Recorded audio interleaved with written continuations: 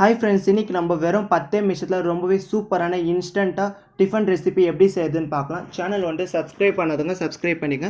கூட இருக்கிற bell icon மறக்காம கிளிக் பண்ணிக்கங்க. வாங்க இப்போ எப்படி செய்யறதுன்னு பார்க்கலாம்.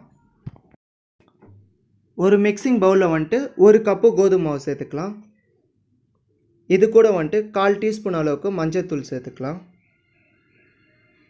1/2 டீஸ்பூன் அளவு உப்பு சேர்த்துக்கலாம். இது எல்லாமே சேர்த்து நல்லா கலந்து விட்டுக்கலாம். இப்போ வந்து கொஞ்சமாக தண்ணி ஊற்றி சப்பாத்தி மாவு பதத்துக்கு வந்துட்டு பிசைஞ்சிக்கலாம்.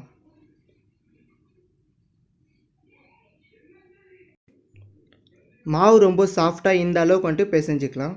இந்த பதத்துக்கு இருந்தால் கரெக்டாக இருக்கும். இப்போ நம்ம ஸ்டஃபிங் வந்துட்டு ரெடி பண்ணிக்கலாம். மீடியம் சைஸ் 2 உருளைக்கிழங்கு வந்துட்டு வேக வச்சுருக்கிறேன். இதை வந்துட்டு நல்லா இந்த மாதிரி மசிச்சுக்கலாம். இப்போ இது கூட வந்துட்டு பொடியாக நறுக்குன ஒரு வெங்காயம் சேர்த்துக்கலாம். 2 பச்சை மிளகாய் சேர்த்துக்கலாம். கொஞ்சமாக வந்துட்டு கருவேப்பிலை கொத்தமல்லி சேர்த்துக்கலாம். 1/2 டீஸ்பூன் அளவுக்கு உப்பு சேர்த்துக்கலாம். 1/4 டீஸ்பூன் மஞ்சள் சேர்த்துக்கலாம். ஒரு 1/2 டீஸ்பூன் அளவுக்கு கரம் மசாலா சேர்த்துங்க. 1 டீஸ்பூன் இஞ்சி பூண்டு பேஸ்ட்டு. இது எல்லாமே சேர்த்து ஸ்பூனை நல்லா கலந்து விட்டுக்கலாம்.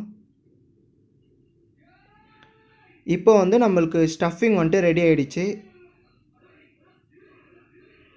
இது அப்படியே ஓரமாக வச்சிடலாம். இப்போது கொஞ்சமாக கோதுமை மாவு எடுத்து போட்டுக்கலாம்.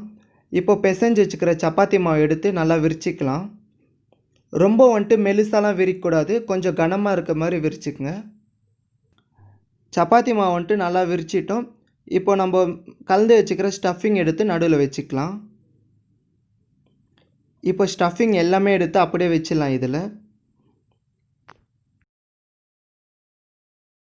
ஸ்பூன் வச்சு எல்லா இடமும் இந்த மாதிரி ஸ்ப்ளிட் பண்ணி விட்டுருங்க. சைடில் வந்துட்டு கொஞ்சமாக இடம் விட்டு நடுவில் எல்லா இடமும் ஸ்ப்ளிட் பண்ணி விட்டுருங்க. இப்போ இது வந்துட்டு ரோல் பண்ணிக்கலாம். நம்ம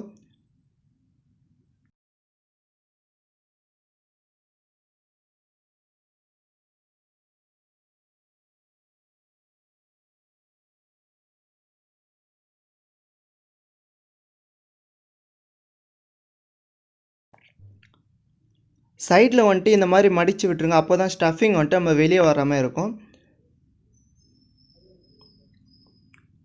இப்போ இது வந்துட்டு சின்ன சின்ன பீஸாக வந்துட்டு நம்ம கட் பண்ணிக்கலாம்.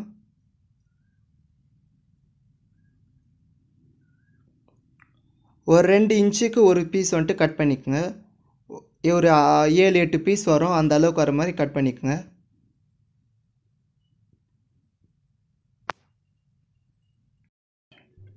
இப்போ இதுலேருந்து ஒரு பீஸ் எடுத்து கையில் இந்த மாதிரி வச்சு கொஞ்சமாக நீங்கள் ப்ரெஸ் பண்ணிங்கனாவே அது ஒரு ரவுண்ட் ஷேப்பில் வந்துடும். எல்லாமே வந்துட்டு இதே மாதிரி ப்ரெஸ் பண்ணிக்கோங்க. இப்போ எல்லாமே ஒரு பிளேட்டுக்கு நம்ம மாற்றிக்கலாம். பேனில் வந்துட்டு கொஞ்சமாக எண்ணெய் ஊற்றிக்கலாம். எண்ணெய் நல்லா சூடாயிட்ட அப்புறமா ஒன்று ஒன்றா எடுத்து நம்ம போட்டுக்கலாம். ஃபஸ்ட்டு நான் 3 போட்டு நல்லா ஃப்ரை பண்ணிக்கிறேன். இது பார்த்தீங்கன்னா 1 நிமிஷம் விட்டு நம்ம திருப்பி விட்டுக்கலாம். ஒரு கோல்டன் ப்ரௌன் கலர் வரும்போது திருப்பிடுங்க. உள்ளே வந்துட்டு மசாலா 1 நிமிஷத்துலேயே நல்லா வெந்துடும். இந்த வெங்காயம் எல்லாமே ஒரே நிமிஷத்தில் சூப்பராக வெந்துடும் உள்ளே. இதுக்கு வந்துட்டு உங்களுக்கு சைடிஷ்லாம் எதுவுமே தேவை கிடையாது. உள்ளே வந்துட்டு நம்மளுக்கு சைடிஷ் இருக்கிறதுனால நம்ம அப்படியே சாப்பிட்லாம். ரொம்பவே சூப்பராக இருக்கும். வெறும் இது செய்யறதுக்கு ஒரு 10 நிமிஷம் தான் ஆகும். எல்லாருமே ட்ரை பண்ணி பாருங்கள், கண்டிப்பாக எல்லோரும் பிடிக்கும். இப்போ நம்ம வேறு பிளேட்டுக்கு மாற்றிக்கலாம். நல்லா வெந்திச்சு. கண்டிப்பாக இந்த ரெசிபி உங்களுக்கு பிடிச்சிருக்கும்னு நினைக்கிறேன். பிடிச்சவங்க வந்துட்டு லைக் பண்ணிக்கிட்டு சேனல் வந்துட்டு மறக்காமல் சப்ஸ்கிரைப் பண்ணிங்க. உங்கள் ஃப்ரெண்ட்ஸோடு வந்துட்டு ஷேர் பண்ணிங்க ஃப்ரெண்ட்ஸ். நம்ம நெக்ஸ்ட் வீடியோவில் பார்க்கலாம்.